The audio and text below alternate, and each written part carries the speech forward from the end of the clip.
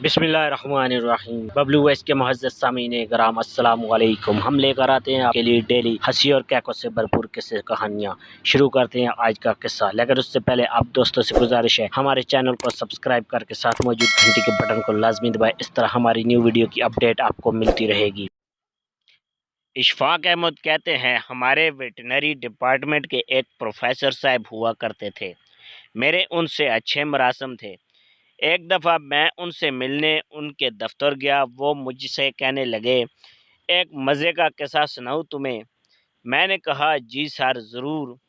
انہوں نے کہا کہ پچھلے ہفتے کی بات ہے، میں اپنے دفتر میں بیٹھا تھا کہ اچانک مجھے پیغام ملا کہ امریکہ کی سفیر آپ سے ملنا چاہتی ہے، ان کے کتے کو کچھ پرابلم ہے، اس کا علاج کر دیجئے۔ کچھ ہی دیر بعد وہ خاتون سفیر اپنے اعلیٰ نسل کے کتے اور اپنے ضروری عملے کے ساتھ آن پہنچی۔ بیماری پوچھنے پر کہنے لگی کہ میرے کتے کے ساتھ عجیب و غریب مسئلہ ہے، وہ میرا نافرمان ہو گیا ہے، اسے میں پاس بلاتی ہوں یہ دور بھاگ جاتا ہے۔ خدا را کچھ کرے، یہ مجھے بہت عزیز ہے، اس کی بے اعتنائی مجھ سے سہی نہیں جاتی۔ میں نے کتے کو غور سے دیکھا۔ 10 منٹ جائزہ لینے کے بعد میں نے کہا میم یہ کتا ایک رات کے لیے میرے پاس چھوڑ دیں، اس کا معائنہ کر کے حل ڈھونڈتا ہوں۔ سفیر محترمہ نے بڑی بے دلی سے اسے چھوڑ جانے پر حامی بھر لی۔ سب چلے گئے تو میں نے کمدار کو آواز لگائی اور اس سے کہا فیضو اس کتے کو بھینسوں کے باڑے میں باندھ دے اور ہر آدھے گھنٹے بعد چمڑے کے 4-5 لتر مارنا، اس کے بعد صرف پانی ڈالنا، جب پانی پی لے تو پھر لتر مارنا۔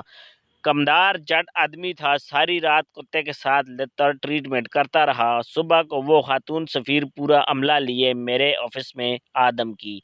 میں نے کمدار سے کتا لانے کو کہا، وہ کتا لے آیا۔ جو ہی کتا کمرے میں داخل ہوا چھلانگ لگا کے سفیر کی گود میں جا بیٹھا، لگا دم ہلانے اور ان کا منہ چاٹنے لگا۔ ساتھ ہی کتا مڑ مڑ کر تشکر آمیز نگاہوں سے مجھے بھی تکتا رہا، کیونکہ میں نے کمدار سے اس کی رسی چھڑائی تھی۔